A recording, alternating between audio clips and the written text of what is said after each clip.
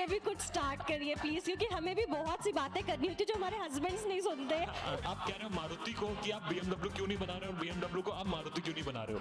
कोई इस चीज को सॉल्व कर रहा है तो कोई किसी और चीज को सॉल्व करेगा। एक तरफ हम कहते हैं कि बेटी बचाओ और दूसरी तरफ हम रेपिस्ट को रिहा कर रहे हैं जेलों से। ये मुझे मूव करता है। मैं सोशल मीडिया पे किताबों की वजह से आया था। मेरे पब्लिशर्स ने कहा कि किताबें बेचनी है तो सोशल मीडिया पे होना पड़ेगा। मैं ये नहीं कह सकता कि ये लीजिए ये जड़ी बूटी और ये रामबाण इलाज इस चीज का, कि हम वक्त उन्हीं चीजों के लिए निकालते हैं जो हमारी प्रायोरिटी होती है। मेजॉरिटी ऑफ पीपल से यार मैं किताब लिखना चाहता हूँ, and I know 90% of them सिर्फ कहने के लिए ये कह रहे हैं क्योंकि इस वक्त वो फील कर रहे हैं। मैं पब्लिशर्स कैसे ढूंढता था, मैं किताबों की दुकान में जाता था और किताब पकड़ के उसकी स्पाइन पे देखता था कि इस पे लोगो क्या है। 26 साल वाला रविंदर जिस तरह से बात करता था, 44 साल वाला रविंदर वैल उससे काफी चीजों पे डिसएग्री करेगा, पर वो उस वक्त का सत्य है।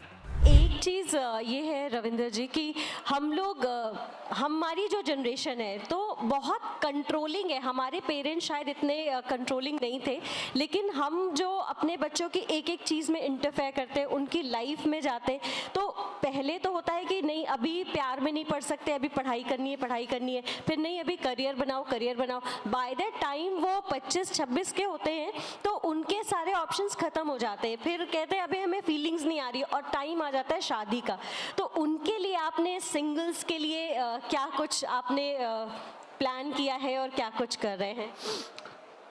मुझे लगता है कि आज की जनरेशन कम कंट्रोलिंग है इन कंपैरिजन टू हमारे पेरेंट्स की जनरेशन, और उनकी जनरेशन कम कंट्रोलिंग थी उनके पेरेंट्स की जनरेशन से।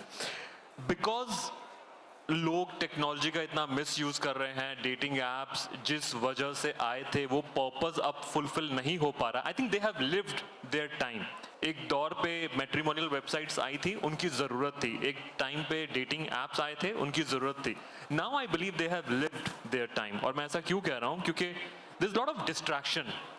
आपकी एक इंसान से बात होनी शुरू होती है और दूसरे इंसान का हाय आ जाता है, और इस इंसान की डीपी पहले वाले इंसान से ज्यादा बेटर है। एंड सडनली आपका जो इनसे जो बॉन्ड बनना शुरू हुआ वही ब्रेक हो गया। It's a never ending loop. Covid के बाद ये लोनलीनेस बहुत बढ़ गई है। कोविड ने हमें इस चीज का बहुत एहसास कराया था। Lot of people landed up having pets in their houses, जिनके पास कोई पार्टनर नहीं था। उन्हें लगता कि हमें ना, human beings are social beings, हमें जरूरत होती है। पहले हम पीवीआर मूवी देखने जाते थे, अब हम नेटफ्लिक्स पे देख रहे हैं। पहले हम ऑफिसेस बहुत जाते थे, अब हम वर्क फ्रॉम होम के कल्चर में भी आ गए। The avenues at which we use to meet new people वो इतने कम हो गए हैं। 24-25 साल की उम्र तक दोस्त बनाने आसान है, उसके बाद दोस्त कितने बने होंगे। हो सकता है इंस्टाग्राम पे आपके 100, 200, 500, 1000 फॉलोवर्स, पर ऐसे कौन से दोस्त हैं उस भीड़ में जिन्हें आप अपने दिल की बात बता पाओ। मैं ये नहीं कह रहा रोमांटिक रिलेशनशिप, मैं ये कह रहा हूँ कि उस इंसान पे इतना ट्रस्ट कर सको कि अगर आपका दिल किसने तोड़ा है आप उसको बता सको। ऐसे कितने लोग हैं जहां आप अगर संडे इवनिंग अकेले हो और आपका रोने का मन कर रहा है, आप एक इंसान को कॉल करो, लिसन यार मेरा ना रोने का मन कर रहा है, क्या तुम कॉफी शॉप पे मुझसे मिल सकते हो, मिल सकती हो। There is nothing romantic about us, but बहुत सारे लोगों को वो जरूरत है कि यार मैं बैंगलोर से शिफ्ट होकर गुड़गांव आया हूँ, यहाँ मेरे कोई दोस्त नहीं है। ये तो फिर भी इंडिया है। जो लोग यहाँ से दुबई, लंदन, यूएस आ रहे हैं वो कितना अकेलापन फील कर रहे हैं। तो हमने एक सॉल्व करने की कोशिश की है उन लोगों की, क्योंकि मुझे पता है कि जो मेरे मैरिड फ्रेंड्स हैं वो तो अपना मस्त मूवी एंजॉय कर रहे हैं, इकट्ठे जा रहे हैं, और मैं कबाब में हड्डी क्यों बनूं। तो मैं अपने लिए कोई एक और हड्डी क्यों ना चुन के एक कबाब बना लूं, इवन दो। सो इस तरह से हमने इसको सॉल्व करने की कोशिश की। आप कहानियां कैसे चुनते हैं? आप क्या पहले किरदार चुनते हैं या कोई सिचुएशन चुनते हैं? किस तरह से इतनी हमारी आपकी कहानी कैसे निकाल लेते हैं आप?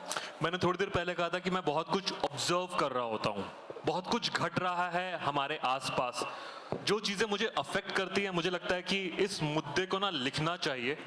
प्लॉट मेरा वहीं से आता है, और एक बार मेरा प्लॉट आ गया फिर मैं सोचता हूँ कि यार इसके लिए कौन कौन से किरदार होने चाहिए।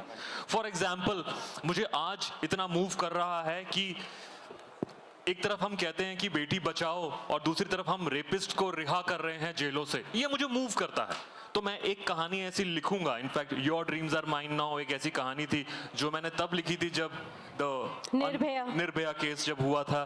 तो मैं इस तरह से अपने प्लॉट चूज करता हूँ।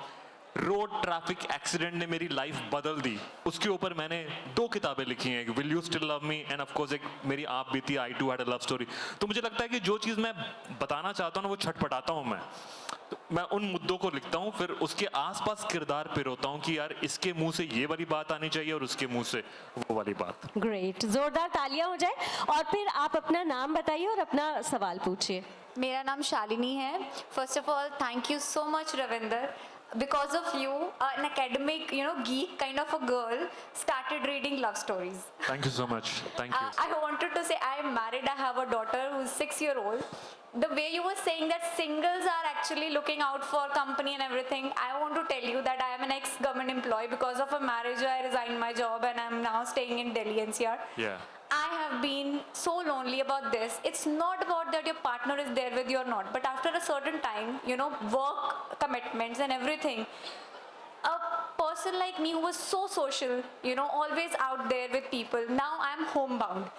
Just because I have to cater to my family and my daughter and everyone, I also need friends where I can actually talk about myself. I have, a deep thoughts which I should share with other people. Yeah. When you say that it's a platform for singles, it also disheartens me that there are not going to be there.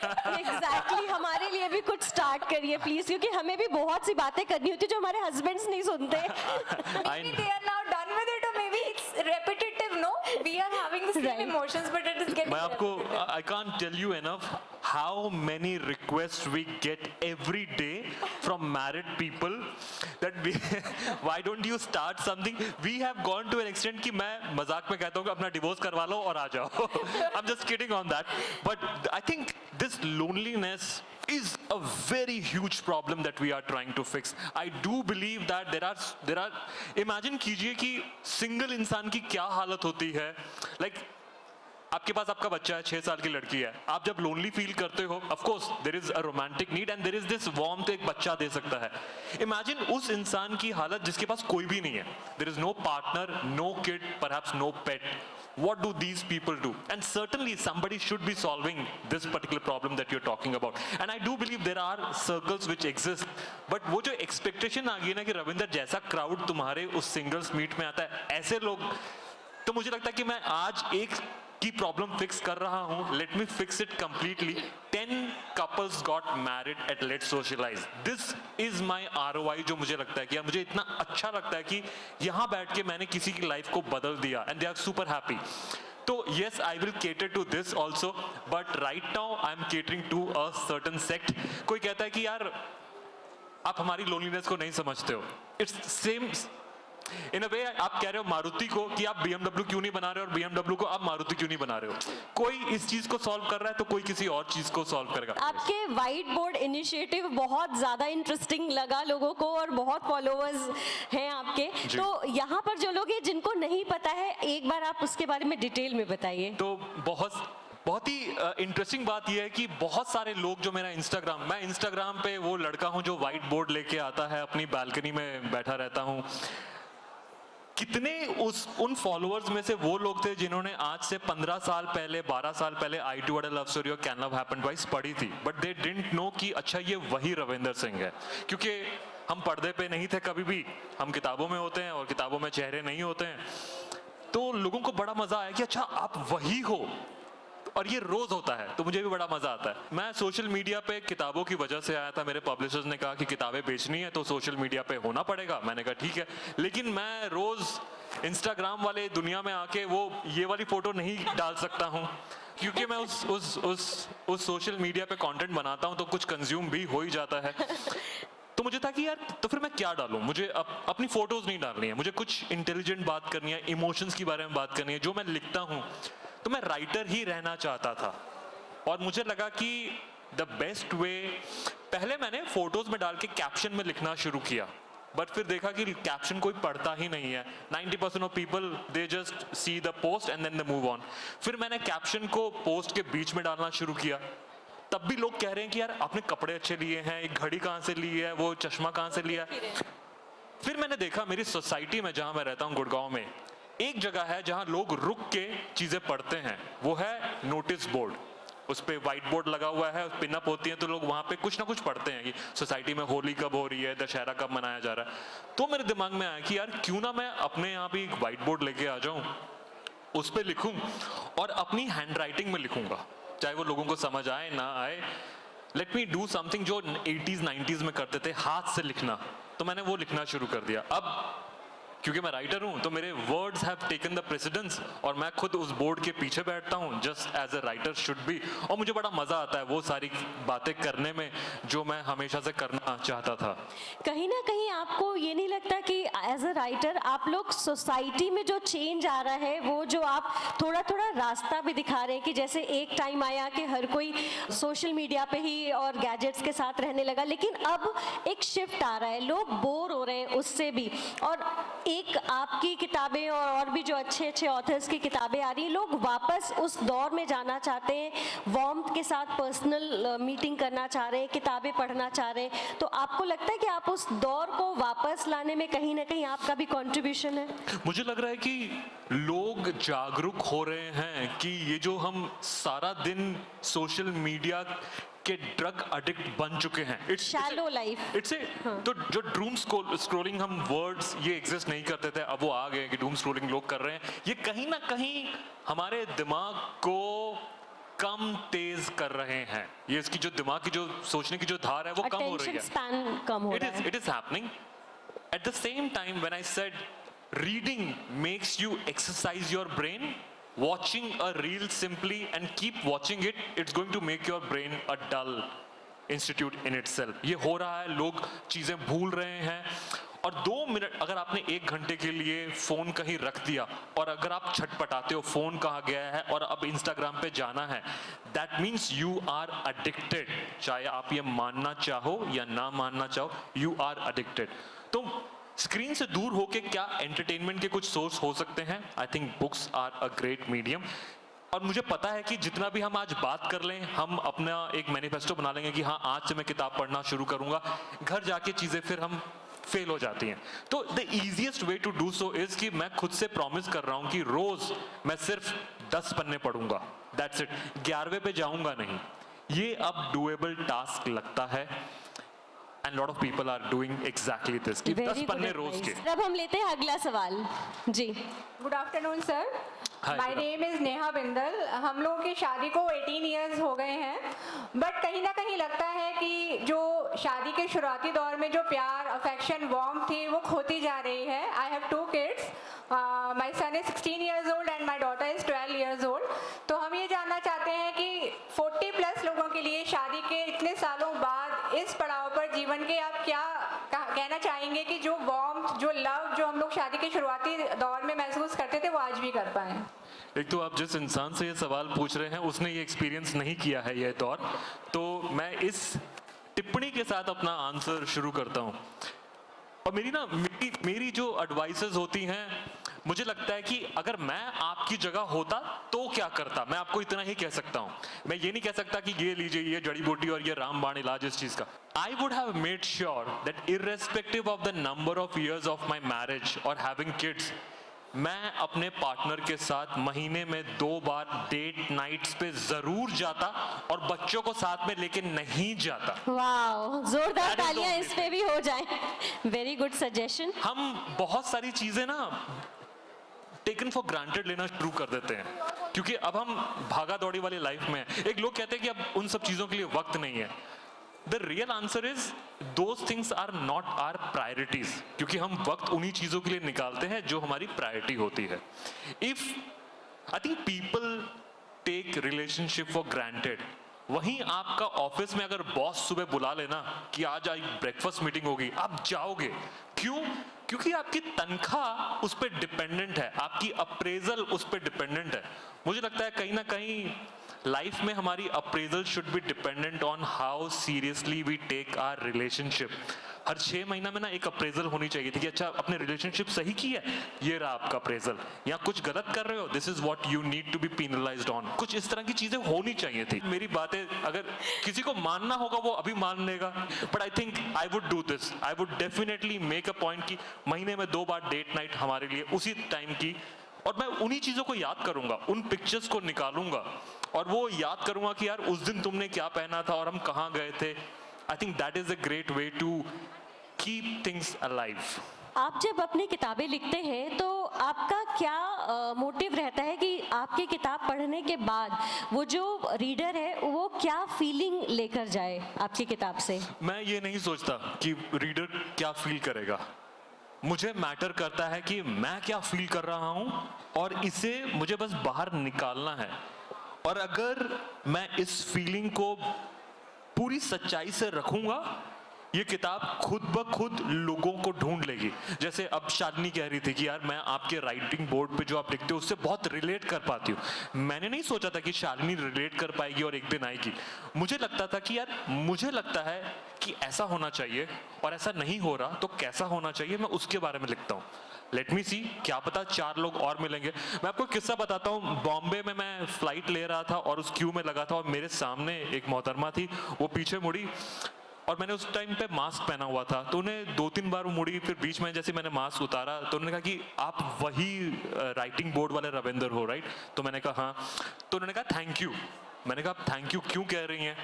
उन्होंने कहा नहीं, आपने एक मेरी problem fix कर दी मेरी married life में। Wow. Now I am asking कौन सी प्रॉब्लम?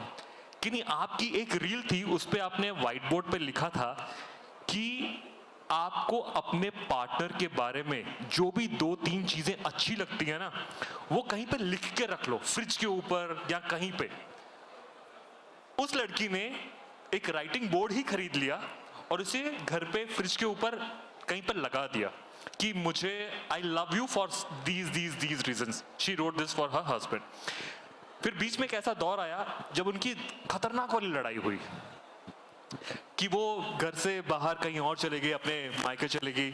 4 दिन के बाद जब बीच में कुछ लेने आई तो उन्होंने फ्रिज खोला और ऊपर वो चीजें थी, I love you for this. तालियां हो जाए, बहुत अच्छा सजेशन है, क्योंकि जब हम लड़ते हैं तो हमें सारी वो नेगेटिव वाली जो क्वालिटीज है वो हावी हो जाती है और उस टाइम पे रिमाइंड करना पड़ता है कि ये वही इंसान है Right. जिसके बारे में आप पिछले हफ्ते तक ये सोचती थी। Right. तो उसने कहा कि अब मेरे हस्बैंड ने भी ये करना शुरू कर दिया कि I love you for this.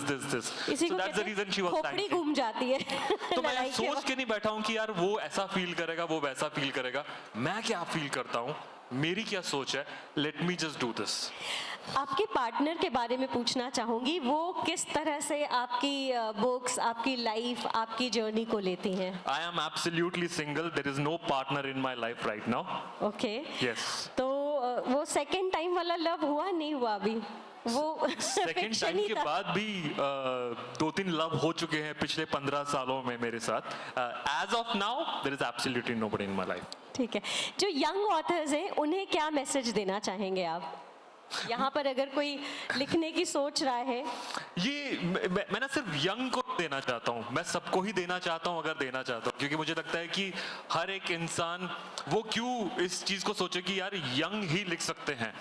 एक और चीज है कि हम जब भी पिछले 15 साल से हम लिख रहे हैं, लेकिन कहीं पे भी यंग ऑथर्स में नाम आता है तो हमारे मेरी उम्र के लोग भी वो यंग यंग फील करने लगते हैं। लिखते हैं। तो अच्छा, आई डोंट थिंक कि इसका एज से कोई भी लेना देना है। मेजॉरिटी ऑफ पीपल से यार मैं किताब लिखना चाहता हूँ, and I know 90% of them सिर्फ कहने के लिए ये कह रहे हैं क्योंकि इस वक्त वो फील कर रहे हैं। What I think people need to do is stop telling that I want to write and they should start writing. और जब वो बैठते हैं तो उनको समझ नहीं आता कि वो क्या लिखे। तो मेरा उनसे ये कहना है कि आप सोचो कि आपके सामने कोई बैठा है, मैं बैठा हूँ और मैं आपसे सवाल पूछ रहा हूँ कि यार तुम्हारी किताब किस बारे में है। आप उसका एक जवाब दोगे कि मेरी किताब इस बारे में है। जो भी जवाब दे रहे हो, आप अपने माइक्रोफोन को ऑन कर लो, फोन को रिकॉर्डर को ऑन कर लो और बोलना शुरू कर दो। आपने अगले 15-20 मिनट में जो बोला है वो आपका पहला चैप्टर है। Go and write it, start writing, stop telling me that और anybody else that I want to write. Nobody is stopping you from writing. You yourself are not that passionate to keep the promise that you have made to yourself. आपकी वो story बहुत emotional है, जो जब आप सच में young writer थे, आपने अपनी पहली किताब लिखी। मुझे वो वाकया याद आ गया एंड बहुत हार्ट टचिंग है वो, कि जब आप अपनी पहली किताब लेकर और कई पब्लिशर्स के पास गए तो उन्होंने उसे रिजेक्ट किया और शायद यही वजह है कि अब आप एक पब्लिशिंग हाउस के मालिक भी हैं, आप खुद नए यंग ऑथर्स को मौका दे रहे हैं। तो वो स्टोरी कईयों को पता होगी जो आपके फैंस हैं, मुझे पता है, पर कई लोग हैं जिन्हें नहीं पता है, तो शायद बहुत इंस्पायर करेगी। एक बार शॉर्ट में वो भी बताइए। ओके, तो 2007 की बात है और ये वो दौर है जब Amazon और Flipkart एग्जिस्ट नहीं करते हैं, और ये वो दौर है जब हम पब्लिशिंग हाउसेस को A4 के पन्नों पे कहानियाँ प्रिंट करके भेज रहे होते थे और बोलते थे कि यार आप क्या मेरी कहानी को पब्लिश करना चाहेंगे। सो उस वक्त मेरी लिस्ट पे सिर्फ 1 दर्जन ही पब्लिशर्स थे, और मैं पब्लिशर्स कैसे ढूंढता था, मैं किताबों की दुकान में जाता था और किताब पकड़ के उसकी स्पाइन पे देखता था कि इस पे लोगो क्या है, ऑथर क्या कौन है, टाइटल कौन है, क्या है, उससे मुझे कोई लेना देना नहीं था। कि अच्छा ये एक लिस्ट है, 12 ऐसे पब्लिशिंग हाउसेस की मैंने लिस्ट बना ली, सबको अपना काम भेजना शुरू किया। Almost half of them rejected my work, other half chose not to even tell me कि उन्होंने मुझे रिजेक्ट कर दिया है। ऐसा एक लास्ट पब्लिशिंग हाउस था, मल्टीनेशनल पब्लिशिंग हाउस, उनका रिजेक्शन आना बाकी था और मैं काफ़ी दिनों से उनके ऑफिस में कॉल कर रहा था। ये वो दौर है जब मैं चंडीगढ़ में रहता था, तो मैंने सोचा कि फ़ोन पे बात बन नहीं पा रही है, लेट मी टेक शताब्दी। मैं दिल्ली आ गया, उस पब्लिशिंग हाउस पे चला गया। उन्होंने ये कह दिया कि आप बिना अपॉइंटमेंट कैसे आए हैं। तो मैंने ये कहा कि इतनी बार मैं ईमेल लिख चुका हूँ, अपॉइंटमेंट के लिए कोई जवाब देता नहीं है, इतनी बार मैं फ़ोन करता हूँ। तो जब मैं उस पब्लिशिंग हाउस पे गया था, जो रिसेप्शन पे जो रिसेप्शनिस्ट थी, उन्होंने कहा कि किससे मिलना चाहते हैं। तो पहली बार मैंने उस वॉइस को जो पिछले 6 महीने से सुन रहा था, उसका फेस देखा था, और उन्होंने भी पहली बार मेरा फेस देखा था। और जब मैंने कहा मैं ही वो रविंदर हूँ, तो उन्होंने अपना माथा पकड़ लिया था कि अब ये इंसान यहाँ पे भी आ गया। To cut the long story short, वहाँ पे मैं ये कहने आया था कि मेरी एडिटर से एक बार बात कर दीजिए, I want to get this book published। वहाँ थोड़ी देर में एडिटर भी जा रही थी, वो ये कह रही कि ये कौन इंसान है और क्यों यहाँ पे रिसेप्शन पे इतना हल्ला गुल्ला हो रहा है। तो मैंने बताया कि एक किताब मैंने पिछले 8 महीने से दी हुई है, मैंने उस पर आप लोगों की क्या राय है वो सुनी नहीं। तो उन्होंने ये कह दिया कि अगर 8 महीने हो गए हैं और आपको हमने जवाब नहीं दिया है, तो समझ लीजिए कि वो हमने रिजेक्ट ही कर दी होगी।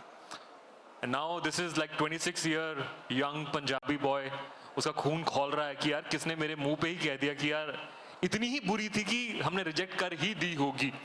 तो मैंने कहा कि एक काम कीजिए, अगर आपने वो रिजेक्ट कर दी, तो जो मैंने कोरियर किए थे उस मैन्युस्क्रिप्ट के जो पन्ने, आप मुझे कहानी वो वापस कर दीजिए। उन्होंने कहा क्यों? तो मैंने कह दिया उनको कि क्योंकि मुझे लगता है कि ये आगे जाके बेस्ट सेलर बनेगी और आप में से कोई उस किताब को एज एन ऑथर लिख के पब्लिश कर देगा, और मुझे ये गवारा नहीं है, क्योंकि कहीं ना कहीं मैं उनके दिमाग में अपनी जो किताब की जो मेरे दिमाग में इमेज है उस पे खेलना चाह रहा था।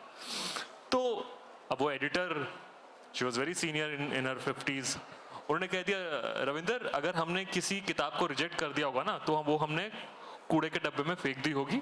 आप जाके दिल्ली के किसी कूड़े के डब्बे में देखिए, यहाँ हमारा वक्त जाया ना कीजिए। And the next thing she called security, इनको बाहर ले जाओ।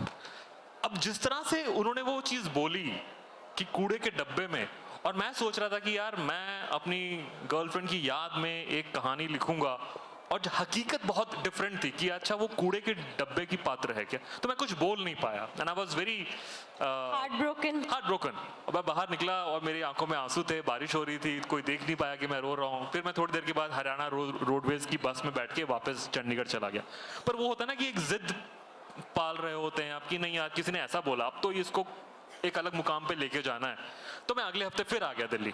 अब मैं कनॉट प्लेस पहुंचा हूँ, मुझे इतना समझ में आ गया कि जितने पब्लिशिंग हाउस थे सबने ही उस किताब को रिजेक्ट किया है, तो वो किताब कहीं भी क्रॉसवर्ड और ऑक्सफोर्ड जैसे एयर कंडीशन बुक स्टोर्स में तो मिलेगी नहीं। पर दिल्ली की सीपी में एक बड़ी नायाब चीज़ मुझे मिली, यहाँ पे किताबें फुटपाथ पे बिक रही थी। तो मैंने एक फुटपाथ वाले भैया को बोला कि अगर मैं 5 किताबें आपको ला के रख दूँ, ये संडे था, हाँ, तो आप यहाँ पे रखोगे? और वो फुटपाथ वाले भैया पीछे मुड़ के देखते हैं कि डिस्ट्रीब्यूटर हो तुम, वो बिहार के थे वो। तो मैंने कहा नहीं, मैं ऑथर हूँ। तो उन्होंने सोचा कि ये कितना ही गया गुजरा ऑथर है जो खुद अपनी किताबें फुटपाथ पे लाके बेचना चाह रहा है। तो मैंने कहा 5 किताबें, तो उसने कहा कि लेके आए हो? मैंने कहा नहीं, अभी तो प्रिंट भी नहीं हुई है। तो वो समझ गया कि यार ये भी वन बी ऑथर होगा जो सोच रहा है कि कुछ महीनों बाद आएगी। तो उसने कहा बाबू बोनी का टाइम है, क्यों मेरा समय बर्बाद कर रहे हो? मैंने कहा नहीं, आप सिर्फ इतना कह दीजिए, अगर मैं कल 5 किताबें लेके आ गया तो आप रख दोगे क्या? तो उसने जाने कि वो अपना धंधा शुरू कर पाए, उसने ये कह दिया हाँ बाबू कल लेके आना और हम रख देंगे। That was the first person who said yes to this. अब मेरे दिमाग में था कि चलो मेरा रिटेल रेडी हो गया है। एक फुटपाथ वाले के यहाँ 5 किताबें, ऐसे 20 फुटपाथ वाले सीपी के सर्कल में, ऐसे 100 होंगे पूरी की पूरी दिल्ली में। तो वो कहते हैं ना दिल्ली दूर नहीं वाला कॉन्सेप्ट मेरे दिमाग में बैठना शुरू हो गया। अब रिटेल मेरा तैयार था। फिर मैंने सोचा कि किताबें प्रिंट कहाँ पे होती है, तो ये जो स्कूल की जो NCERT CBSE की किताबें मैं वहीं जाके प्रिंट कराऊंगा। बाहर में गए पब्लिशिंग हाउस, मैंने ये सोचा। तो किसी ने मुझे बताया दरियागंज है, उस वक्त का दरियागंज एक पेपर टाउन की तरह था, बड़े सारे रिम्स ऑफ पेपर आ रहे हैं, प्रिंटर शाही आ रही है। तो एक छोटे से प्रिंटर के पास में गया और मैंने कहा कि किताबें छपवानी है। तो उन्होंने कहा आप पब्लिशर हो? मैंने कहा नहीं, मैं ऑथर हूँ। तो वो कहानी फिर से शुरू हो गई। ये कितना ही गया गुजरा ऑथर होगा जो प्रिंटिंग प्रेस पे पहुंच चुका है अपनी किताब छपवाने। पर एक वो दौर था, उन्होंने मुझे पूछा कितनी किताबें छापना चाहते हो? मैंने कहा कि 500। एक वो दौर था जब मुझे लगता था कि अगर मेरी 500 किताबें कोई पढ़ लेगा, मैं अपने दिमाग में खुद को बेस्ट सेलिंग ऑथर मान लूंगा। That was 2008. Now that book has sold, as I said, more than 1 million copies. तो वो एक स्टोरी। आपने 10 से भी ज़्यादा बुक्स लिखी हैं और उनमें से आपकी फेवरेट कौन है? ये बड़ा डिफिकल्ट सवाल है। अगर मैं किसी माँ को कहूँ कि आपके 2 बच्चे हैं, 3 बच्चे हैं, इसमें से आपका फेवरेट कौन सा है? अगर मैं कहूँ कि हमारी 10 उंगलियां हैं, इसमें से कौन सी उंगली काट के देना पसंद करोगे? कौन सी लीस्ट फेवरेट है? आई थिंक वो सारी ही हैं। Otherwise I would have never let them break into print. ऐसे कितनी बार हुआ है मैंने पब्लिशर को कहा कि नहीं यार 1 सेकंड रुक जाओ, मुझे उसमें कुछ कमी लगती है, let me rework on this. हाँ, अगर मैं देखूं पुरानी कहानियों में 10 साल पहले, Have I changed as a person? और मेरा पर्सपेक्टिव उस चीज को लेके, द आंसर इज यस। क्योंकि 26 साल वाला रविंदर जिस तरह से बात करता था, 44 साल वाला रविंदर उससे काफी चीजों पे डिसएग्री करेगा, पर वो उस वक्त का सत्य है। उस वक्त पे जो माहौल था मैं यही करता। आज जो माहौल बदल चुका है, मैं इस तरह से बात करता। Very true. आपकी ये जो लॉन्च हो रही है न्यू किताब, कोई क्यों खरीदे? जिस चीज से हम जुड़ते हैं कि यार मैं आज के दौर में ऐसा फील करता हूं और करती हूं, लेकिन ये बात मैं पब्लिकली कह नहीं पाऊंगा, इस चीज की वजह से आप इस किताब को पढ़ें। मैं कहूंगा पढ़ें, खरीदना आपके मन पे है, कोई और खरीद के लेके आ सकता है, बट इस चीज के लिए अब पढ़ें। आपको एक नया नजरिया मिलेगा उसी चीज को देखने का जिसके बारे में हम आज बहुत सारी बातें कर रहे हैं कि क्या ये प्यार सही है या ये गलत है। That's the beauty of this book. Thank you so much. एक आखिरी सवाल मैं ये पूछना चाहूंगी कि क्या आप उस पब्लिशर से दोबारा मिले जिसने डस्टबिन में आपकी स्क्रिप्ट ढूंढने को कहा था? जी हाँ, उस पब्लिशर ने मुझे 2.5 साल के बाद मेल लिखी थी कि हमें आपकी पहली किताब की सक्सेस के बारे में पता चला, are you writing a second novel? और जब वो ये मुझे मेल भेज रहे हैं, उन्हें कोई आइडिया नहीं है कि वो मुझसे मिल चुके हैं, मैं उनके पब्लिशिंग हाउस में था। इनफैक्ट एक बहुत ही अच्छे रेस्टोरेंट में उन्होंने मेरे साथ एक लंच प्लान किया था और उस लंच पे उन्होंने मुझे कहा कि रविंदर, ये हमारा कॉन्ट्रैक्ट है और हम आपको साइन करना चाहते हैं अगर आप दूसरी किताब लिख रहे हैं तो। और ये वो दौर है, ये 2011 की बात है। 2008 में मेरी किताब आई थी दिसंबर में, ये 2011 की बात है। और मैं उस वक्त गुड़गांव में काम करता था, तो मैं दिल्ली गया था। दिल्ली के ही पब्लिशर से वो, हाँ मैंने बताया था पहले। तो मैं वहाँ पे गया हूँ और बहुत अच्छा लंच प्लान किया है, वी आर बैक। और उन्होंने मुझे कॉन्ट्रैक्ट दिया। अब पहली बार मैं कॉन्ट्रैक्ट पढ़ रहा हूँ जो कि एक मल्टीनेशनल पब्लिशिंग हाउस का है। जो मेरा पहला कॉन्ट्रैक्ट था वो 1 पन्ने का था, अब ये जो कॉन्ट्रैक्ट है वो 11 पन्नों का है। उसके आई थिंक 9वें पन्ने पे मैं अपने लिए लिखे हुए एडवांस को पढ़ रहा हूँ और उसमें इतने जीरोस हैं कि मुझे लग रहा है कि इनसे गलती हुई है कि ये मुझे इतने पैसे दे रहे हैं। अब मैं उनसे पूछ लूं, अगर पूछ लिया तो वो मेरे बारे में क्या सोचेंगे कि यार ये आज भी इतना गया गुजरा ऑथर है। तो इस दौरान while I was going through the contract, सामने जो एडिटर थी उन्होंने कहा कि Ravindra, it would have been so nice in case you would have given us a chance to publish your first novel. तो वो मेरा मोमेंट था जहां मैंने कॉन्ट्रैक्ट पढ़ते पढ़ते ये कहा था उनसे कि एग्जैक्टली यहाँ पे मैं आज से 3.5 साल पहले आया था और आपने कहा था उस किताब को जाके किसी कूड़े के डब्बे में ढूंढना। तो वो जो मेरा मोमेंट था ना, ठंडक it पड़ was- गई दिल में। वो उस एडवांस से बहुत ज्यादा महंगा मोमेंट था वो मेरे लिए। ये होती है सक्सेस स्टोरी। जोरदार तालियां हो जाए रविंदर सिंह के Thank you. लिए, और तालियां रुकनी नहीं चाहिए। Thank you so much. मेरे ख्याल से आज इस हॉल से, इस मंच से बहुत से लोग इंस्पायर होकर जाएंगे। बहुत मजा आया। जिस तरह से आप बड़े दिल से लिखते हैं ना, उतने ही दिल से आज आपने बातें की हैं, Thank you. बिल्कुल सच्चाई और ऑनेस्टी के साथ। Thank you so much. Thank you. Thank you. Thank you sir.